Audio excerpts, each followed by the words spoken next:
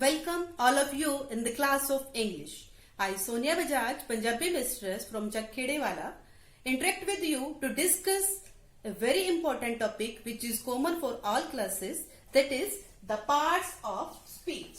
Actually, the parts of speech plays an important role in learning English grammar because English grammar is based on the parts of speech.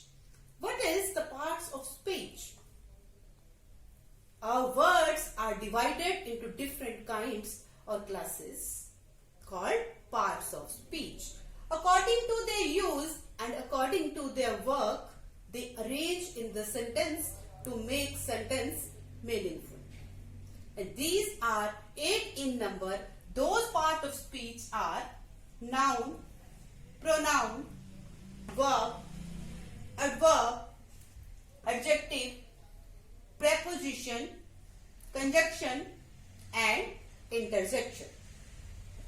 First and foremost, we will talk about noun in detail. The different kinds of noun are there in English grammar. Dear students, first of all, we will look at the concrete and abstract noun. Then we'll turn common and proper noun. And after that, we'll discuss very interesting, the collective noun. And finally, we will discuss the very important topic related to the nouns, countable and uncountable noun. So, first of all, what is noun? I am sure you know the answer to this. Noun is name, just a name of thing, place, animal, feeling or idea. For example, Agam likes to go to park and see the puppies. Here, 3 nouns are there in this sentence. Do you tell me, students?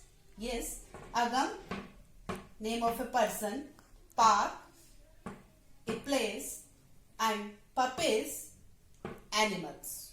So all the persons, all the people, all the places, all the animals are physical.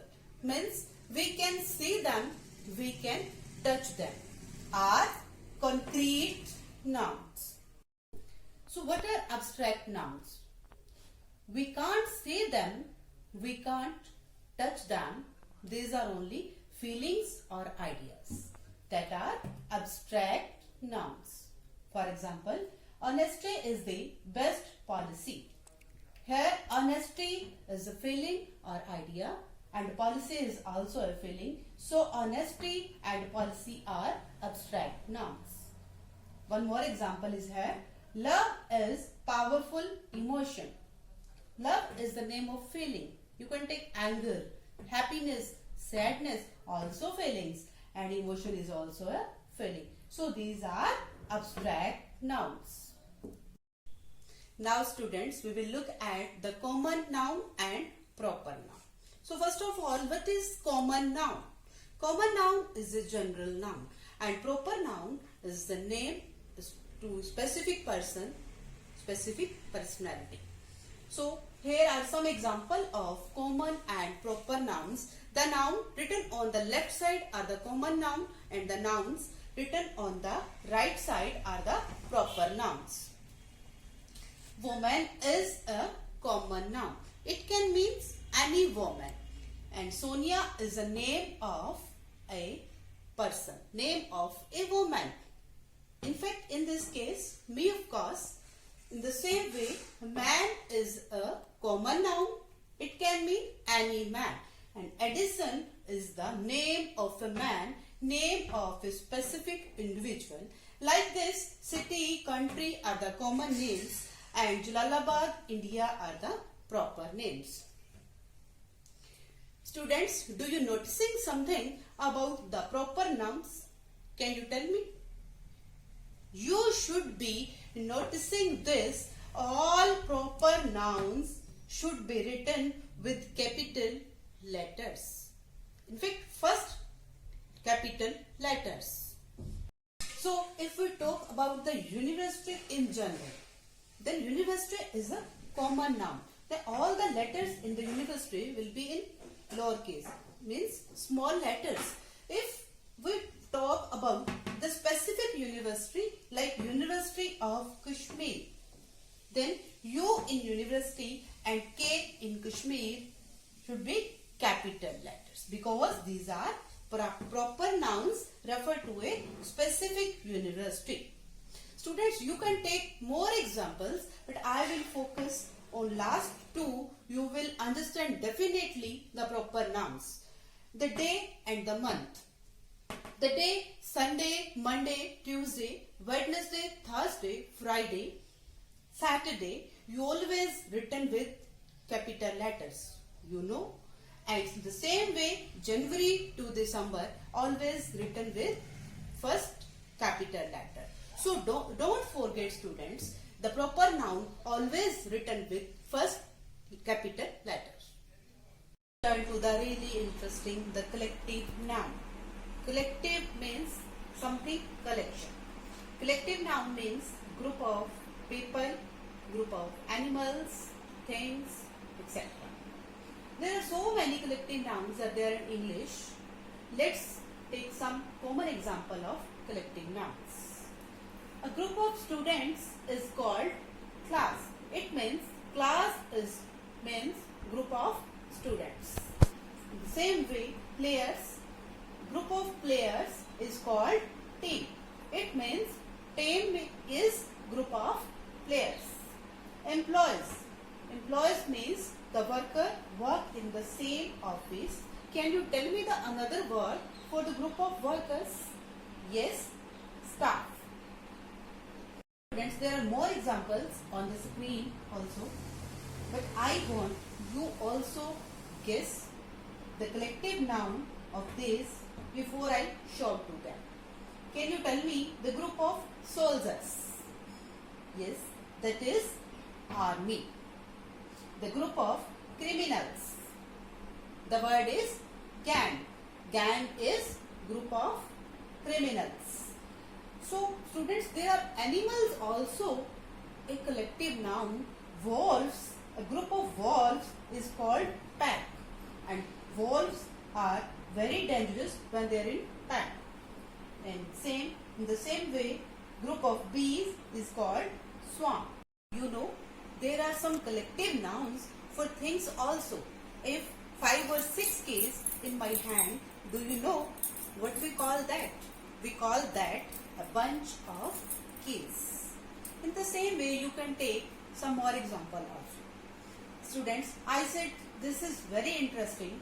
It can be very interesting, but there is a big problem in the collective noun. Problem is that there are so many collective nouns. If you learn the most common ones, you can use them fluently in your conversation and make your speech stylish. So learn as many as possible.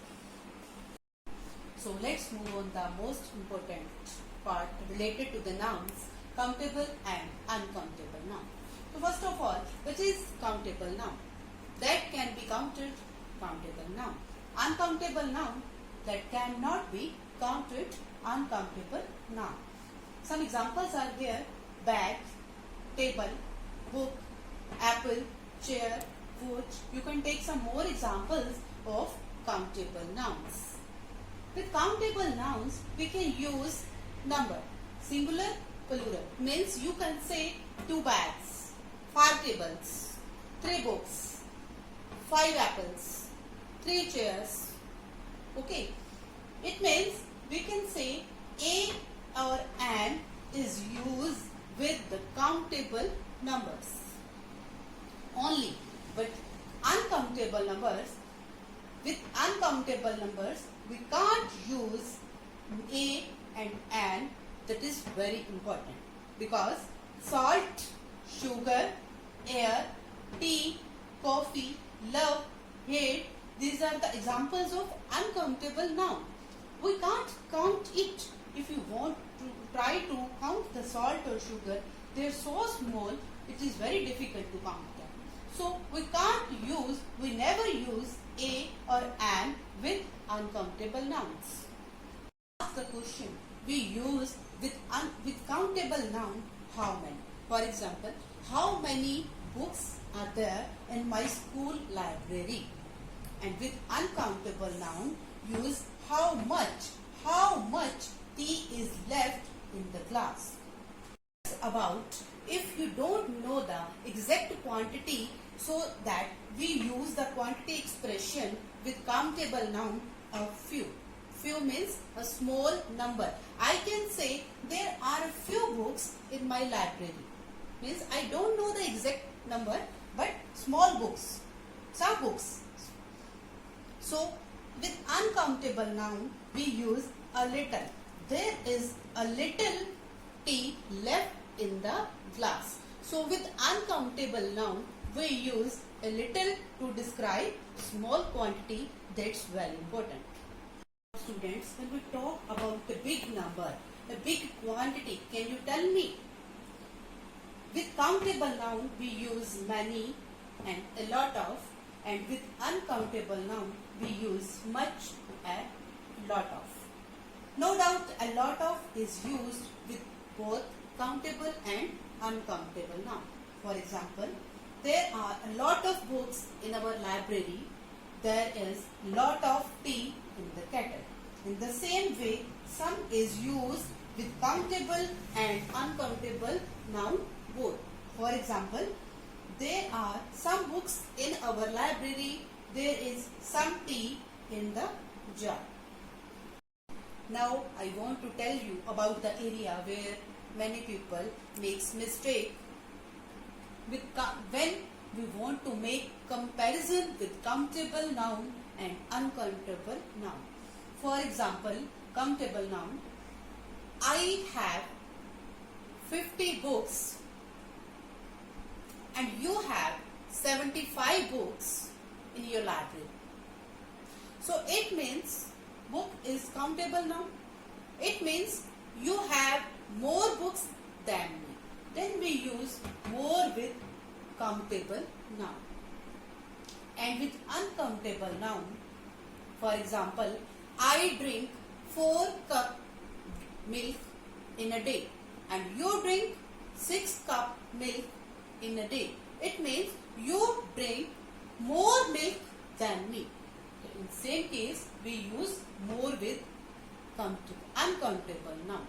But what's about its opposite? It means you drink more milk. It means I drink less milk.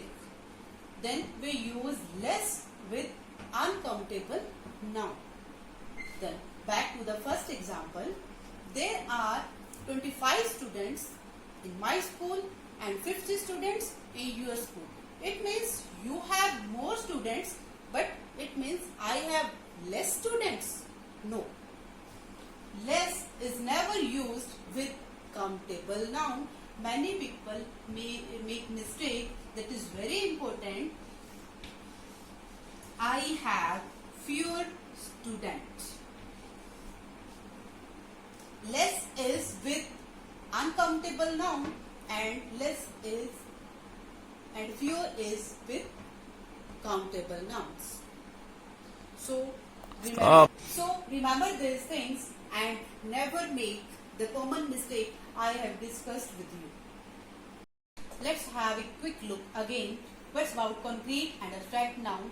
We see them, we touch them are concrete, and we can't see them, we can't touch them. These are feelings or ideas. And what is common? Common is a general name, noun, and proper noun is the name of specific individual. And one important rule of proper noun always written with first capital letter. And what's about collective noun? Collective noun, learn as you can, as many, because it make your speech more stylish. And countable and uncountable noun, we have learned a few rules, but the most important rule is less with uncountable noun and fewer with countable noun is most important. See you in the next video. Thank you so much.